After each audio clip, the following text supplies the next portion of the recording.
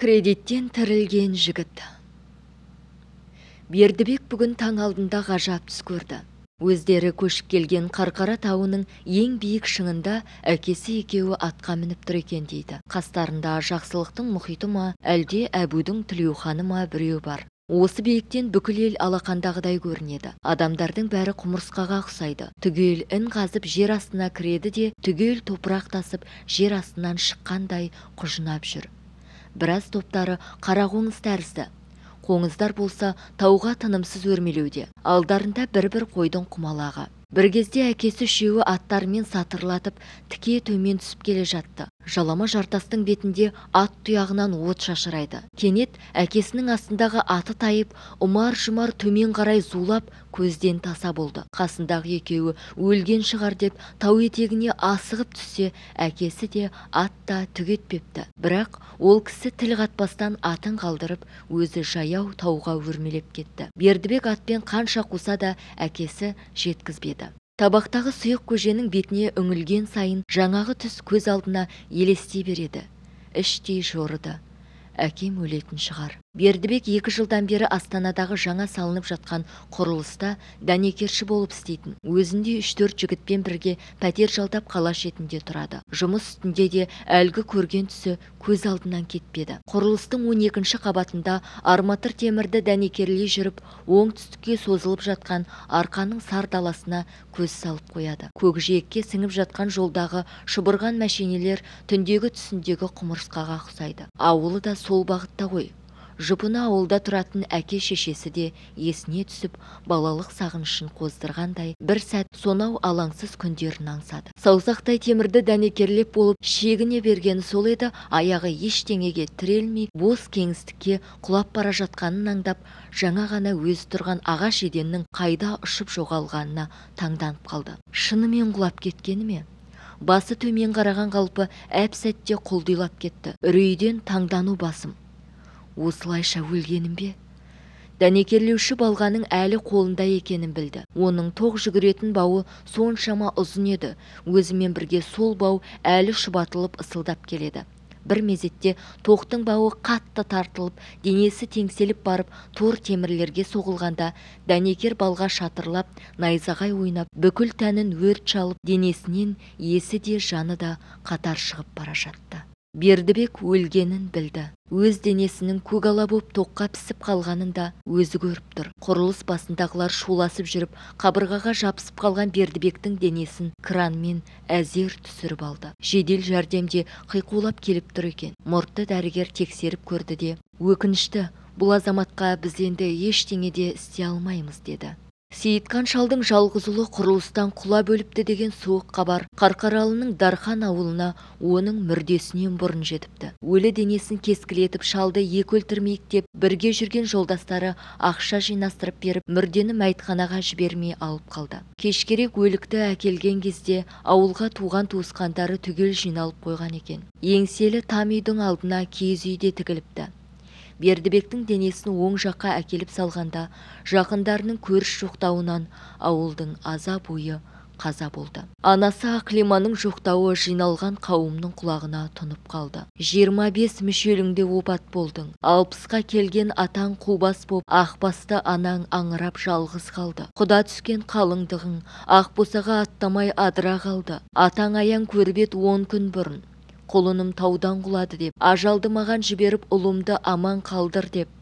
Құдайға жылап жалбарынып ед. Тұяқсыз қалған қубастың соры неткен қалың ед. Зарлы сөз елдің көзінен жас ағызды. Бердібек осыны түгел естіп жатты. Бірақ осы айтылғандар оған еш өкініш емес сияқты. Өткінші дүниедегінің өліге пайдасы жоқ екенін бастан кешіп жатыр. Ата-анасының сонша қайғырғаны да жанын жайландыратын емес. Басқа туыстары тіпті Бердібектің жаңа ғана жастай өлгенін естен шығарған секілді. Той қамына кіріскендей бір-біріне дауыс көтеріп, тапсырма берісіп, аяқ табақ, дастархан әзірлеп сабылысып жүр. Екі жеңгесінің бауырсақты сен пісір, мен пісір деп тартысқанын естігенде қарқылдап күлгісі келді.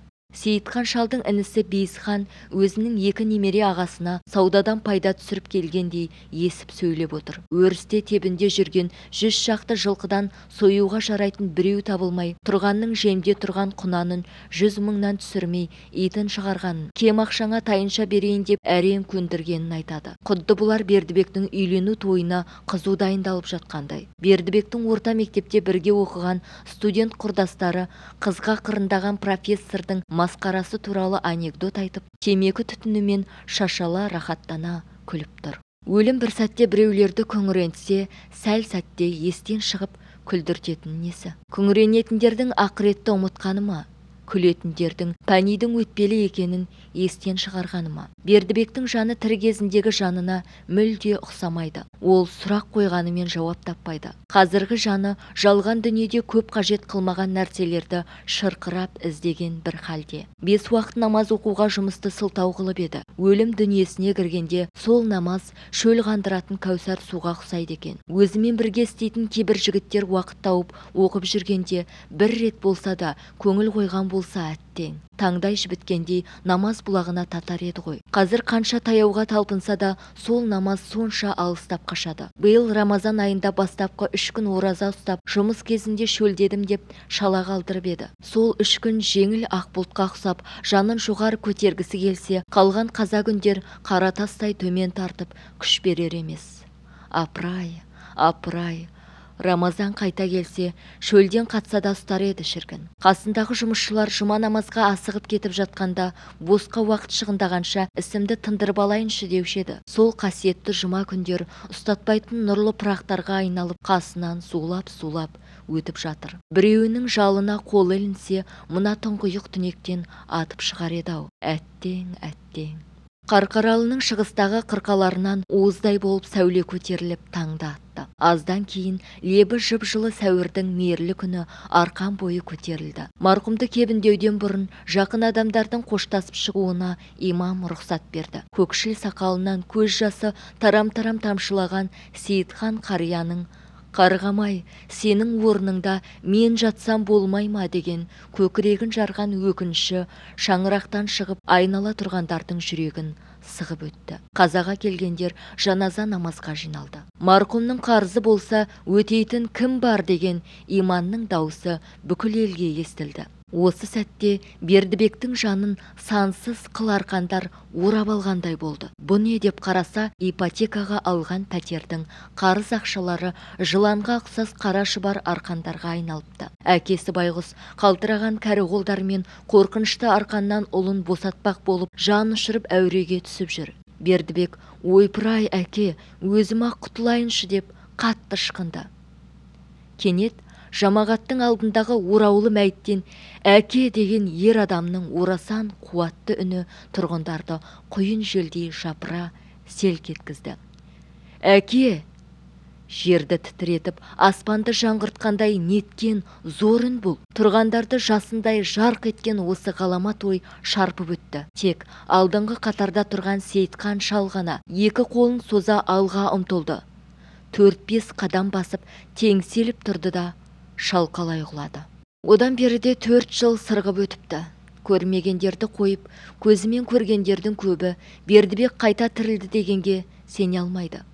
Сейітхан шал сол жығылған жерінде жан тәсілім етіпті. Жерлеуге қатысып жүрген жүректің дәрігері Дәріпжан мұқият көріп, көлемді инфаркттан тіл тартпай кеткен деген уәж айтқан. Сондағы жиналғандар тірілген баласынан шешіп алған кебінмен өлген әкесін орап, марқұмды ұлына қазылған қабірге қойғанын өз көздерімен көрді. Тіпті уақытша жазылған адрес тақтайшадағы Сейітхан ұлы Бердібек деген атты Сейітхан Күндібек баласы деп өзгертіп, 3 мамыр 1976, 12 сәуір 2001 деген уақытын 1938, 12 сәуір 2001 деп туған жылын ғана қайта жөндегені осы тосын оқиғаға куәлік етеді. Бұл ғажап жағдайды сонда имам болған Мәулен қариядан естігем.